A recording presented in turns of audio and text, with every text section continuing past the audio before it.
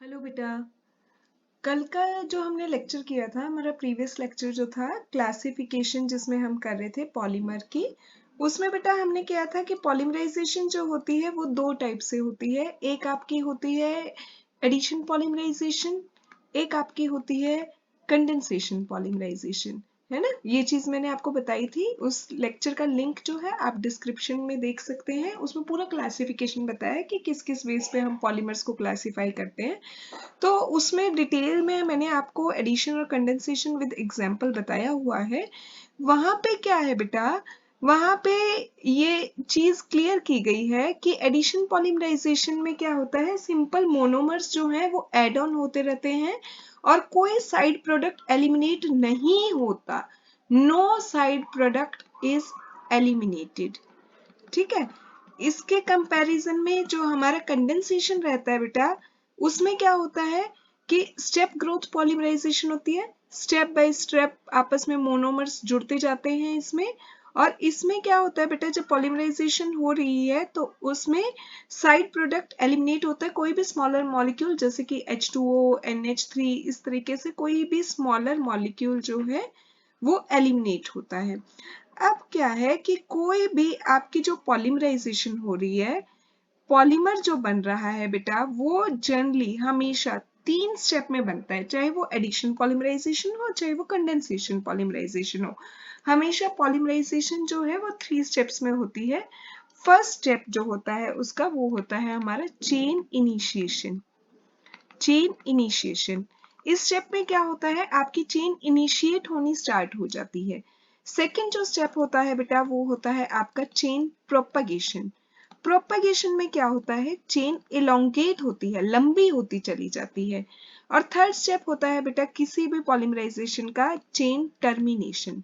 Chain termination में क्या होता है, चेन आपकी टर्मिनेट हो जाएगी, पॉलीमर की जो चेन बन रही होगी वो खत्म हो जाएगी। तो आज हम जो डिटेल में कर रहे हैं वो हम करने जा रहे हैं फ्री रेडिकल पॉलीमराइजेशन। ठीक है।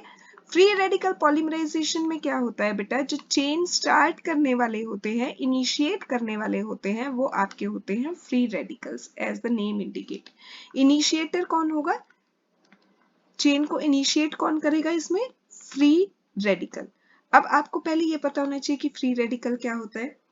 देखिए, कोई भी मॉलिक्यूल जो है बेटा, वो दो एटम से मिलके बना होता है। ए ए, मान लो ये कोई एटम है। अब इसमें क्या है बेटा, ये जो बॉन्ड होता है ना, हमेशा बॉन्ड दो इलेक्ट्रॉन से मिलके बना होता है। किसी भी बॉन्ड में दो इलेक्ट्रॉन होते हैं। इसमें एक इलेक्ट्रॉन इस ए का है, एक इलेक्ट्रॉन इस ए का है। जब ये बॉन्ड इस तरीके से टूटे, इक्विवेलेंट, कि एक इलेक्ट्रॉन वापस इस ए के पास चला जाए और एक इलेक्ट्रॉन वापस इस ए के पास चला जाए, तो इस टाइप के बॉन्ड के टूटने को, ब्रेकिंग को हम बोलते हैं होमोलिटिक फिशन। कि बराबरी से बॉन्ड टूट रहा है और दोनों एटम्स को अपना एक एक इलेक्ट्रॉन मिल गया। तो जो बना ए, उसके ऊपर क्या है, एक फ्री इलेक्ट्रॉन है। तो ये बन गया बेटा फ्री रेडिकल, जो रिएक्ट करने के लिए तैयार है क्योंकि इसके पास फ्री इलेक्ट्रॉन है।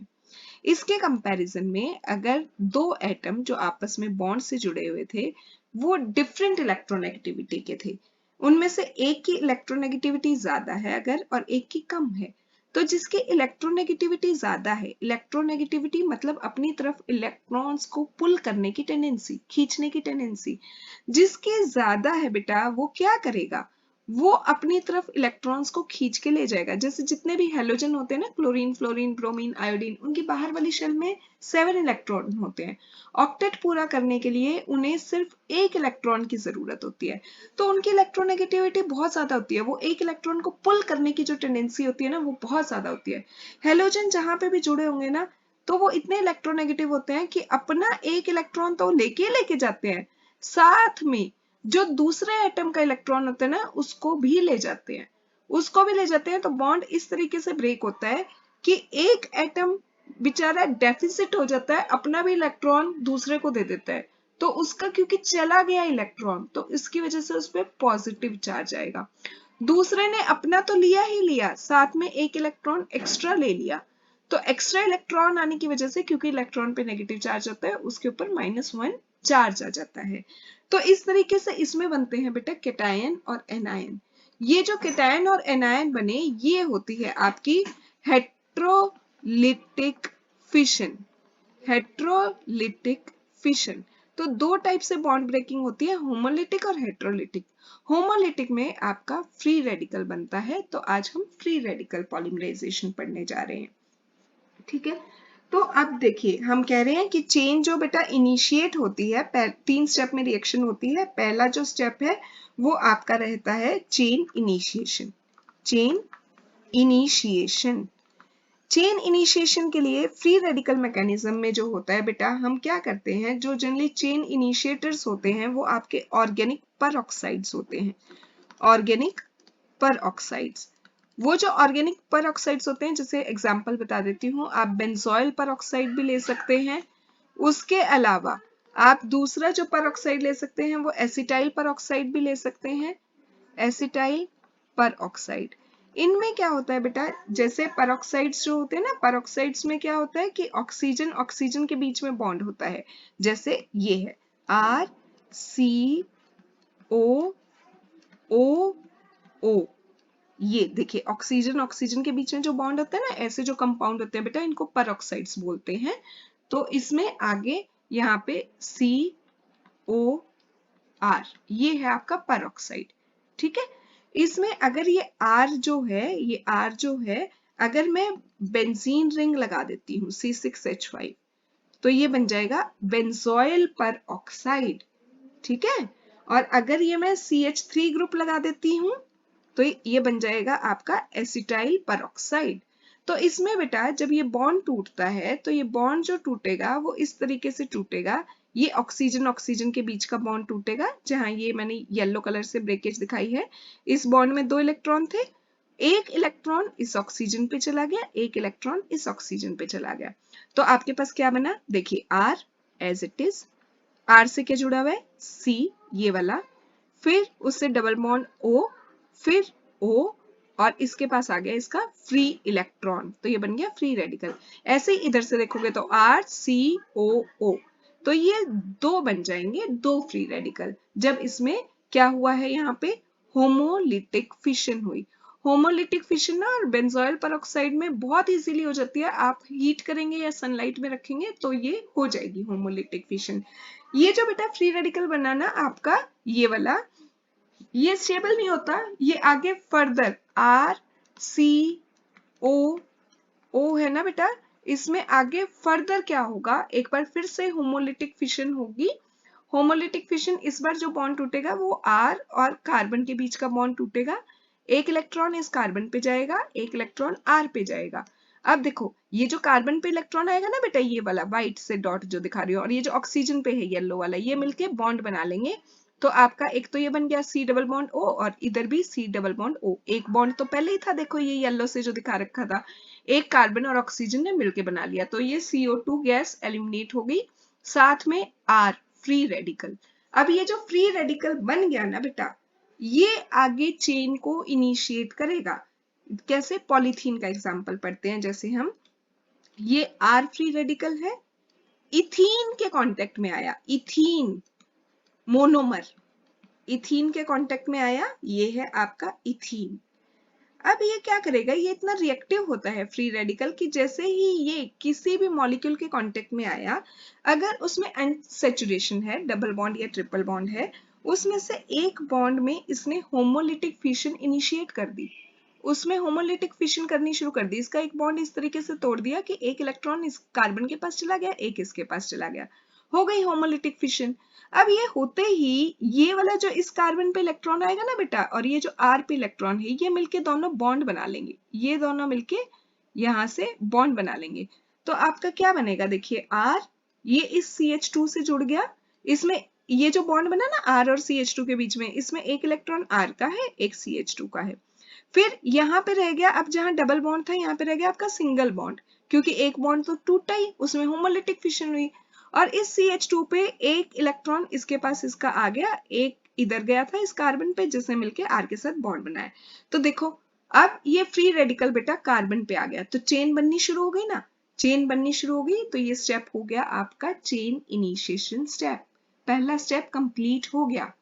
होपफुली समझ आया हो, कोई दिक्कत है तो कमेंट बॉक्स में प्लीज जरूर डालिएगा। इसके बाद अब चेन आगे चलेगी, चेन प्रोपगेशन होगी। चेन प्रोपगेशन सिंपल है। चेन प्रोपगेशन में क्या होगा बेटा, जो इनिशिएशन में बना आपका R CH2 CH2 ये फिर से इथीन के कांटेक्ट में आएगा, ठीक है। उसमें फिर से होमोलिटिक फिशन को इंड्यूस करेगा, रेडिकल जो है ये फिर से एक बॉन्ड को इस तरीके से तोड़ेगा, एक इलेक्ट्रॉन इधर जाएगा, एक इलेक्ट्रॉन इधर जाएगा, ये कार्बन वाला इलेक्ट्रॉन और ये कार्बन वाला इलेक्ट्रॉन मिलके बॉन्ड बनाएंगे। तो R CH2 CH2, फिर इस कार्बन और इस कार्बन के इलेक्ट्रॉन ने मिलके बॉन्ड बनाया CH2 CH2, फिर यहाँ सिंगल रह गया और इस कार्बन पे इसका अनयूज्ड फ्री इलेक्ट्रॉन पड़ा है तो ये फ्री रेडिकल जनरेट होता चला गया। ऐसे ही इसमें आगे फिर से जब आप एक और इथीन डालेंगे तो फिर से उसमें होमोलिटिक फिशन होगी, एक इलेक्ट्रॉन इधर जाएगा, एक इलेक्ट्रॉन इधर जाएगा। अब ये जो इलेक्ट्रॉन है, ये वाला इलेक्ट्रॉन और इस कार्बन पे जो इलेक्ट्रॉन आएगा वो मिलके बॉन्ड बनाएंगे तो ये इस तरीके से बनेगा R CH2 CH2 CH2, यहां तक का तो ये चल ही रहा है, देखिए CH2 यहां तक का आ गया। फिर अब ये CH2 का इलेक्ट्रॉन और ये CH2 का इलेक्ट्रॉन मिलके बॉन्ड बना लिया और लास्ट वाले पे फ्री इलेक्ट्रॉन आ गया। तो चेन हो गई ना प्रोपेगेट, इलोंगेट होती जा रही है ना, देखो कितनी लंबी चेन बन गई। ऐसे ही आप इथीन जोड़ते जाओ, चेन लंबी होती जाएगी होती जाएगी होती जाएगी। पर पॉलीमर बनाना तो शुरू कर दिया आपने, अब कहीं ना कहीं खत्म भी तो करोगे चेन को। ऐसे तो है नहीं पूरी दुनिया को पॉलीथीन से भर दोगे, चेन चलती जाएगी चलती जाएगी चलती जाएगी और ये खत्म ही नहीं होगी, ऐसे तो कभी होगा नहीं। तो चेन खत्म भी करनी है, कहीं ना कहीं ले जाके तो हम चीज को टर्मिनेट करेंगे। तो चेन टर्मिनेशन कैसे होगा, खत्म कैसे होगी बेटा, ये जो फ्री रेडिकल है ना, देखिए लास्ट स्टेप में जो बना, ये कार्बन काउंट कर लेती हूँ 1 2 3 4 5 6, ठीक है। तो इसको हम इस तरीके से लिख सकते हैं R CH2 5 CH2 सिक्स्थ वाला, उसके ऊपर फ्री रेडिकल था। वो जैसे ही किसी फ्री रेडिकल R के कांटेक्ट में आएगा, जो शुरू में चेन इनिशिएट कर रहा था, क्योंकि वो भी तो सैंपल में ही पड़ा है, तो ये दोनों मिलके बॉन्ड बनाएंगे और फ्री रेडिकल ही खत्म हो जाएगा। यहीं पे आपकी रिएक्शन देखो, CH2 5 6 हो गए R, रिएक्शन यहीं पे आपकी खत्म हो गई है। या फिर ये जो बन रहा था, देखिए ये वाला जो बना था ना प्रोपेगेशन स्टेप में जो बना था, ये मॉलिक्यूल, ये देखो R CH2 5 CH2, ऐसा ही एक और मॉलिक्यूल चेन आके फिर से जुड़ जाए CH2 5R। तो अब ये इलेक्ट्रॉन और ये इलेक्ट्रॉन मिलके बॉन्ड बनाएंगे और फ्री रेडिकल ही खत्म हो जाएगा। फ्री रेडिकल खत्म हो गया तो हमारी चेन खत्म हो गई वहीं पे, CH2 CH2 CH2 5R। और इसको ना बेटा अगर ढंग से केमिस्ट्री स्टूडेंट सलीके से लिखें तो इसको लिखा जा सकता है 5 कार्बन ये 6 7 7 और 5 कितना होगा 12। तो हम इसको ऐसे लिख सकते हैं R CH2 आपस में कितने जुड़ गए 12R, चेन खत्म, ठीक है। तो इस तरीके से चेन कहीं पे भी आपकी टर्मिनेट हो सकती है। तो this is all about free radical mechanism. कोई भी जो आपकी प्रोसेस होती है पॉलीमराइजेशन की, हमने इसमें किया 3 स्टेप में होती है, इनिशिएशन, प्रोपेगेशन, टर्मिनेशन। अगर इनिशिएटर आपका फ्री रेडिकल है जो चेन को आगे चला रहा है तो वो प्रोसेस जो होगा वो आपका फ्री रेडिकल पॉलीमराइजेशन होगा। इसमें हमने पॉलीथीन का एग्जांपल किया है। अगले लेक्चर्स में हम कैटायनिक और एनायनिक पॉलीमराइजेशन मैकेनिज्म भी करेंगे, उसके लिए आप कनेक्टेड रहिएगा। और इम्पॉर्टेंट लेक्चर्स जो हैं इस चैप्टर से रिलेटेड, उनके लिंक डिस्क्रिप्शन बॉक्स में दिए हुए हैं, आप वहां से भी जाके क्लिक करके और लेक्चर्स देख सकते हैं। Have a very good day ahead, stay connected.